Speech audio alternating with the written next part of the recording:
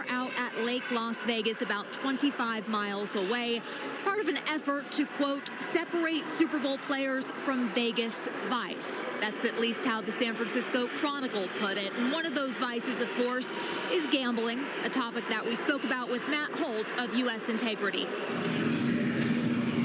Matt Holt, CEO and founder of U.S. Integrity, thank you for joining us at the Westgate Superbook, which is obviously a very attractive place to bet for fans, but it's the exact kind of place the NFL does not want any of its players. And some think that is part of the reason why the NFL has had all of its players in this year's Super Bowl way out at Lake Las Vegas. Do you think it's necessary for them to have the players all the way out there? I don't know if it's necessary, but if we look at all these amazing screens and all the money and time commitment that this property has put into its sports book, it just shows you how important sports are to every ecosystem, including the gambling ecosystem here in Las Vegas.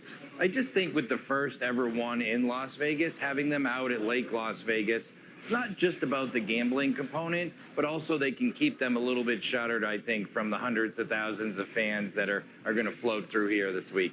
That makes sense. Okay, so since 2018, when the Supreme Court overturned that ban on sports betting, allowing states to implement it if they want, what kind of issues have you seen involving athletes betting on games? A broad picture. Sure. So if we just talk about overall issues, integrity related, we average about 15 to 20 alerts per month. Half of which, a little over half, probably about 55%, turn into suspensions, bans, and arrests related to nefarious sports betting activity.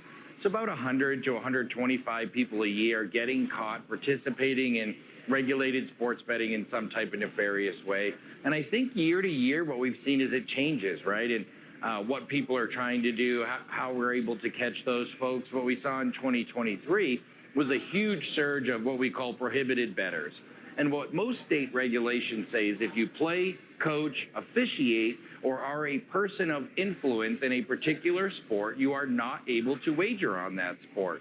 And so something as simple as a trainer betting $5 on his team, or some of the players that we've seen very publicly, NFL and other leagues, who wager on their own events, that's called prohibited bettor. It doesn't mean they're trying to fix the game, manipulate the game, but even wagering on the outcome of an event that you participate in most states is considered a violation of those regs and league policy. So the 100 violations you mentioned, how would you characterize that? Is this a big problem, not that big of a problem? Well, I think that we have the same level of nefarious activity we've always had. We just have more transparency, more data, more availability, more of a commitment from the league and the operator side to share information in a real-time basis.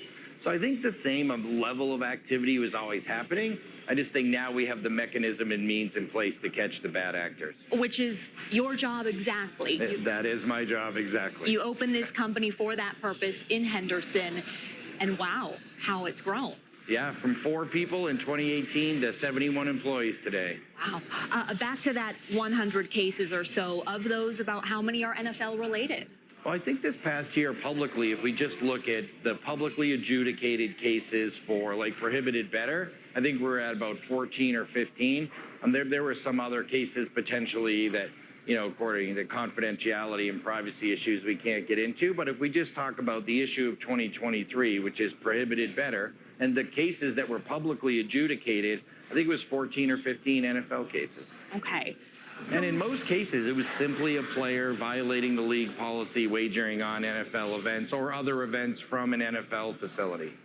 Which is, you can bet on other sports. Yes. But not from a team facility. Correct. Or from a sports book. Yes. Okay.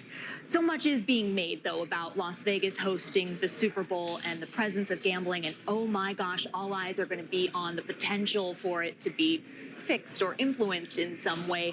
For example, USA Today wrote, quote, like Mahomes and Christian McCaffrey, integrity is ramping up for its biggest game of the season. Your reaction to that? I think it's the Vegas stigma, because at the end of the day, with 39 states with regulated legal sports betting, basically wherever they have the Super Bowl is going to have legal sports betting. And Nevada is not even the #1 state in terms of overall handle of sports betting. It's New York, then New Jersey. I mean, we're like number 5 or 6. So at the end of the day, there's the threat of gambling everywhere. But at the end of the day, it's the Vegas stigma, I think, here. The idea it's the first ever Super Bowl in Vegas.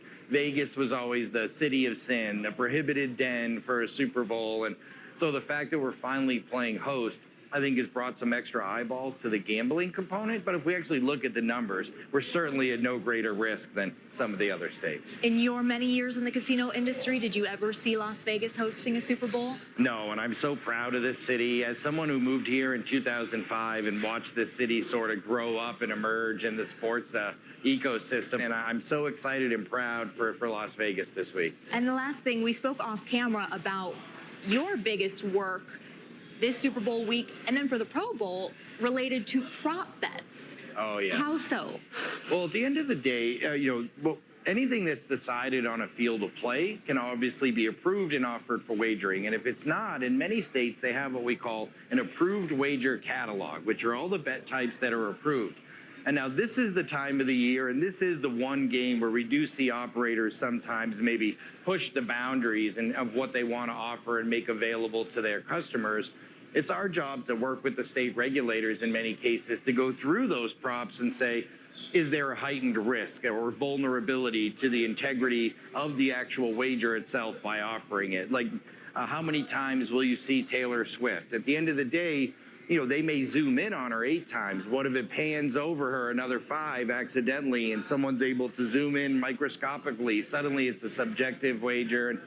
And then with the Pro Bowl, what was interesting this year is several of the events weren't live, but were tape delayed. And one of the biggest fears of any sports book is accepting wagers down on something that already took place. That's called past posting. It's not only against state regs and laws, but obviously if you knew what already happened, and you could seriously take advantage of the sports books and casinos. Very interesting. Matt Holt, thank you so much for your time. Thank you, Amber. Our Super Bowl coverage continues now from Mandalay Bay. More specifically, we are on